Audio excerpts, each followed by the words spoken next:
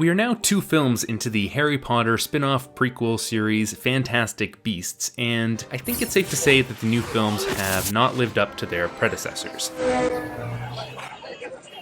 But while I didn't particularly enjoy the original Newt Scamander adventure, I did enjoy Newt Scamander himself, as well as the group of characters surrounding him, and I felt that there was a lot of promise for the series to improve, which was immediately squandered by the Crimes of Grindelwald, a plotting, depressing, meandering sequel that is mostly concerned with setting up future films than telling a satisfying standalone story. So how did this happen? Earlier this year, I made a video looking at some of the techniques J.K. Rowling regularly used to create effective mysteries in the Harry Potter novels. My main point was that even though the Harry Potter universe is filled with magic, and the solutions to the mysteries can be absurd answers like, "Oh, it was the rat all along," Rowling always made sure that the mystery was a fair game for the reader. The answers were artfully hidden in the text, and with a little deductive reasoning of your own, you could potentially figure out what was going on. And even if you didn't, the sense that the game was fair made the final reveal satisfying. I'm the Half-Blood Prince. But the mysteries in the Fantastic Beasts films are either too obvious or too convoluted to work effectively. This is only one of the reasons these films don't quite work, but given how successful Rowling has been at writing mysteries in the past, I wanted to take a look at why that skill hasn't translated as well into her screenwriting. In the first film, the central mystery is about figuring out the identity of the Obscurial, which is a sort of magical parasite that latches on to young wizards and lets them turn into Galactus. The problem is that it is just painfully obvious that the answer is Credence. I mean, to begin with, he just looks suspicious in every scene. The camera, the lighting, the costume, everything about the way he appears puts him at the top of our list of suspects. It's sort of like wondering which one of the noblemen of Rohan is secretly aligned with the Dark Lord. Who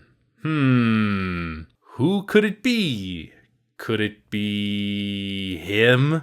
But on top of the way he is visually portrayed, the story never gives us another viable suspect. We're pretty certain early on that the culprit is one of the kids in the anti-magic group, but Credence is the only one among them that is given any kind of characterization. A few more scenes building up these characters would have worked wonders to divide our suspicions. The film does try to trick us into suspecting the younger sister, but only by cutting to her every so often. The character doesn't have a story of her own, unlike Credence. Later, after Credence is bullied by a politician, "Here you go, freak," that politician gets murdered by the Obscurial, so we know that Credence has a motive for committing the crime. The fact that the story is told from multiple perspectives doesn't help things. In a Harry Potter story, we would only have heard about this scene when Harry did, and it could have been the key clue to figuring out the mystery. Seeing things in chronological order here makes it feel like the film is telling us with blinking neon lights that this is the guy we're looking for. It actually feels so obvious, you start thinking that it must all be a red herring. Now, some of the techniques I discussed in my other Harry Potter video are specific to prose, but 2 of them, muting culprits and burying clues, are just as useful in film.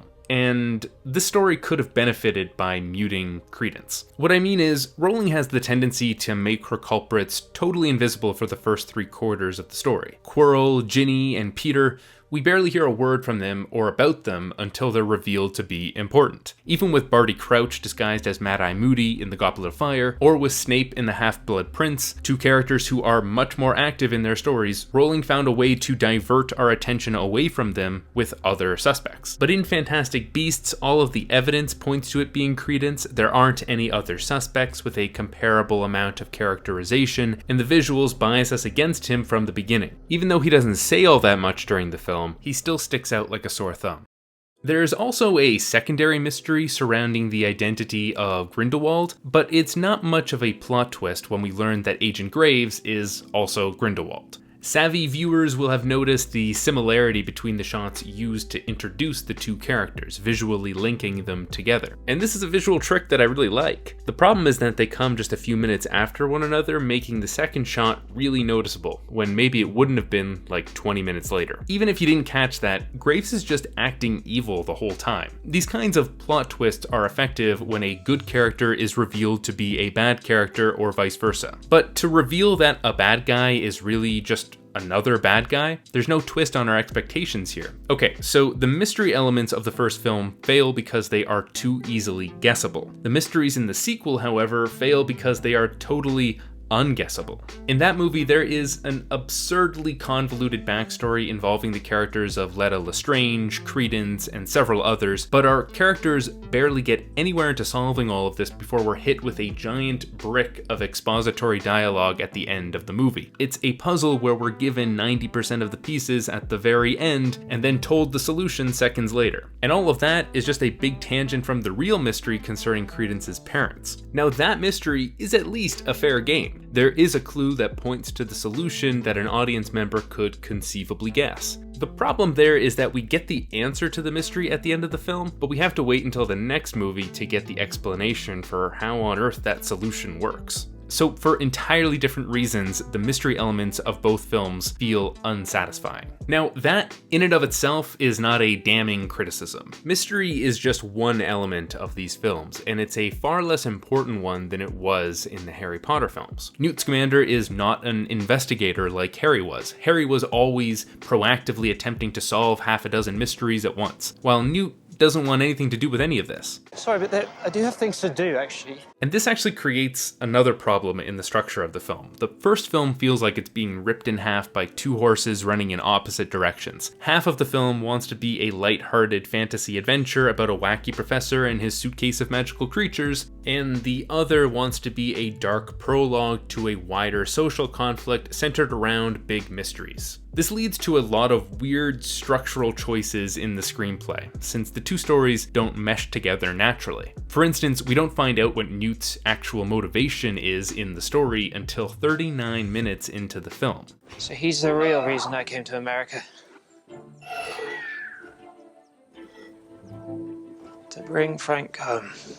This could have been solved if, for instance, we had a first act set before Newt comes to America, and the whole movie could have been about him trying to set this creature free. But I suspect that wasn't really an option since there are a bunch of plot lines with other characters that Rowling wanted to explore in America, meaning Newt had to start the film in what feels like the break into Act 2 of a different movie. Worse still, his main goal in the story isn't opposed by anyone else. It's not like there's, I don't know, someone who wants to kill the creature or someone who wants to capture it or someone who wants to keep it as a pet rather than release it. And that's because all of the other characters are busy in the other plotline involving the big mystery. Newt himself doesn't even learn about the murder the Obscurial has committed until more than an hour into the story. I mean, have you ever seen a mystery film where the quote-unquote detective doesn't learn that there is a mystery to be solved until the midpoint of the film? This really ought to be way back at the inciting instant. So we end up with a fantasy adventure that keeps getting interrupted by a mystery plotline dominated by other characters, instead of a mystery story that takes place within a fantasy setting,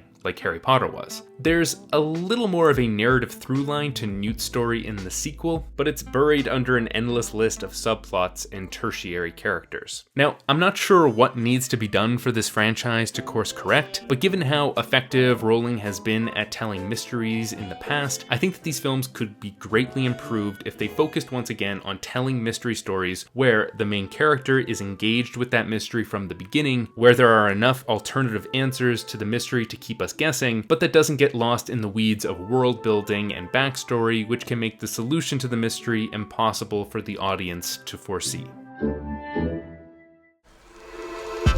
So this episode was about a fantasy mystery series, but looking back at my videos for the past 6 months or so, you may have noticed that I've been talking about science fiction a lot, which means that if you're here, there's a chance you're probably into sci-fi too. And if you're a sci-fi writer who wants to hone their scientific background for their writing, then I recommend checking out Brilliant, the sponsor of this episode. Brilliant is a math and science website that has dozens of curated courses ranging in complexity from stuff like science essentials all the way up to artificial neural networks. The format of these courses is very straightforward and it helps you learn at your own pace, which means it's great for someone new to the field. You can sign up for Brilliant for free when you go to brilliant.org/justright, and the first 200 people to go to that link will get 20% off the annual premium subscription. Thanks for watching, everyone, and a big thank you to my patrons for supporting this channel. Keep writing, everyone.